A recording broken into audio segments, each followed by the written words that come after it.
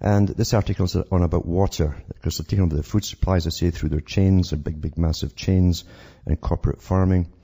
And they're going after the water, as we well know. And many big companies, the big well-known ones, of course, have taken so much water, even for their soft water or soft drink bottles and so on, from different areas of the U.S., that they've run towns dry. And literally they take rivers, basically whole rivers per day in a sense, to churn out the bottles of all the chemical garbage they sell you as pop and fruit drinks, etc. But here's one of them here, and this is from Geneva, and it's through Reuters, again Rothschild owned. But it says, selling water on exchanges in the same way as other commodities are traded could help solve a shortage of the world's most precious raw material, likely to hit long before oil runs dry. The chairman of Nestle company, which was in the news recently for killing people in China by taking the protein, the white, out of milk and putting in a plastic substitute, basically, that was a waste product of the plastic industry, which they managed a long time ago to get the FDA to approve as a protein. They even put it in baby food. And that's melamine, of course, and highly toxic, but they don't want bright populations. Anyway, getting back to the story, this is from the chairman of Nestle, and he had said this at a speech on Tuesday. He said, I'm not against the idea, Peter Brabeck, chairman of the world's largest food group, told Reuters when he asked about the idea of exchange-based water trade. Then he gives his examples to try to lull you into this new way of thinking. This is what they always do. The first place to consider, he said, it should be Alberta province, he said, where competition could be particularly fierce between farmers needing water for crops and oil companies needing water to exploit oil sands, which require far more water than other kinds of oil deposit.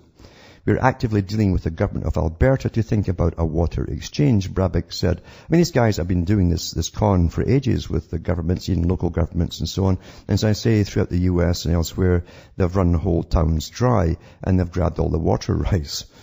So he goes on to even give ancient examples, it says, of the Gulf state of Oman, which had a water exchange system dating back thousands of years. And I bet these guys never lost the history of that either.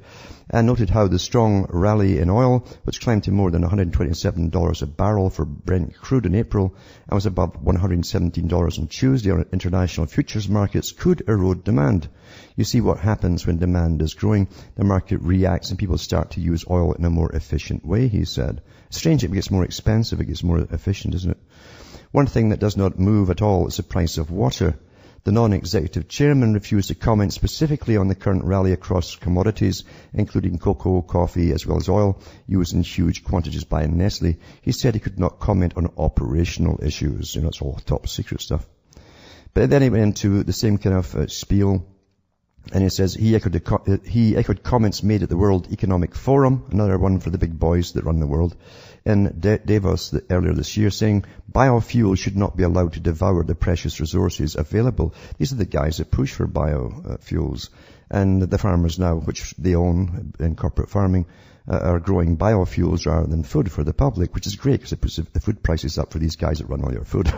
One of the first decisions we should be talking is no food for fuel, he said, adding even second-generation biofuels which use non-food raw materials, and they were not the answer. He argued that the second generation would never be able to produce the amounts of biomass required by ambitious government targets to increase the amount of biofuel in the energy mix. So he says the Arab Spring was really started when the governments had to increase the price of food.